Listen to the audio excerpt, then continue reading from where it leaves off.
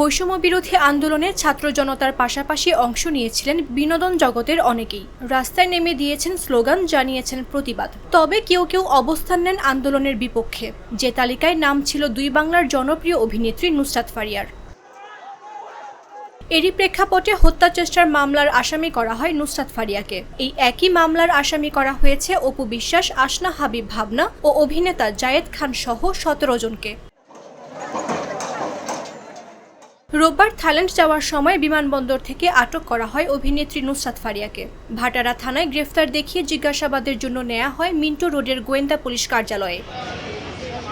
সোমবার ফারিয়াকে তোলা হয় আদালতে। এ সময় অনেকটা বিমর্ষ অবস্থায় দেখা যায় তাকে।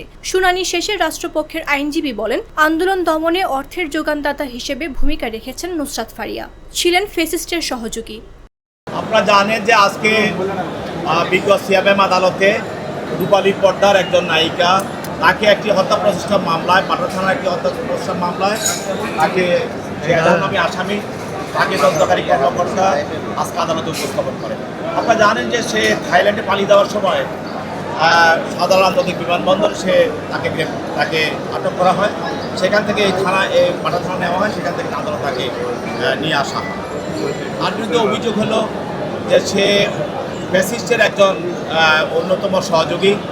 গত 15 বছর যারা এই ফ্যাসিস্ট হাসিনাকে সহযোগিতা করেছে, তাদের অভিনয়ের মাধ্যমে, নায়ক গানের মাধ্যমে এবং বিভিন্নভাবে ফ্যাসিজম চালিয়ে যাওয়ার জন্য তারা সহযোগিতা করেছে, তার মধ্যে সে একজন অন্যতম।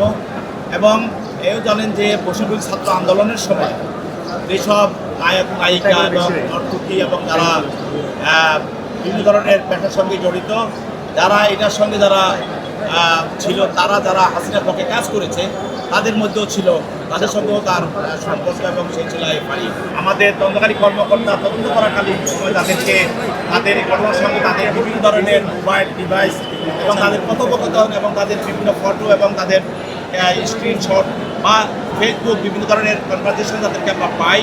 এই ফ্যাসিস্ট হাসিনার সঙ্গে যারা জড়িত ছিল এবং বৈষম্যবিরোধী ছাত্র আন্দোলনে হত্যার বিরুদ্ধে এবং হত্যার সঙ্গে যারা কাজ করেছে এবং হাসিনাকে যারা সহযোগিতা করেছে, বৈষম্যবিরোধী আন্দোলনের বিরুদ্ধে যারা কাজ করেছে। তবে আসামি পক্ষের আইনজীবীরা দাবি করেন, আন্দোলনের সময় দেশেই ছিলেন না নুসরাত ফারিয়া। দেশ থেকে পালানোর উদ্দেশ্য ছিল না বলেও দাবি তাদের। কোর্টকে আমরা উপস্থাপন করেছি যে on the date of occurrence miss Nusrat Faria was not in Bangladesh, she was in Canada. এবং সেটা প্রমাণস্বরূপ আমরা কোর্টকে একটি ফিরিস্তি জমা দিয়েছি, যেখানে ডিপার্চার এবং অ্যারাইভাল সিল আছে যে উনি বাংলাদেশে ছিলেন না। এবং এই ঘটনার যে ফ্যাক্ট, তার সাথে আমার মক্কেলের কোনো সম্পৃক্ততা নেই। কোর্ট এটা গ্রহণ করেছে, কোর্ট এটা বলেছে পুলিশকে তদন্ত করতে। 22 তারিখ আবার জামিনের শুনানি হবে। পুলিশের প্রতিবেদন দেয়া সাপেক্ষে আগামী 22 মে জামিন শুনানির দিন ঠিক করেছেন বিচারক। এদিকে এক ফেসবুক স্ট্যাটাসে সংস্কৃতি উপদেষ্টা বলেছেন, নুসরাত ফারিয়ার গ্রেফতার বিব্রতকর একটা ঘটনা হয়ে থাকলো। সরকারের কাজ জুলাইয়ের প্রকৃত অপরাধীদের বিচার করা। ফারিয়া আইনি প্রতিকার পাবেন বলেও আশা প্রকাশ করেছেন মুস্তাফা সরোয়ার ফারুকী। মামদুহা রাইসা, জাগো নিউজ।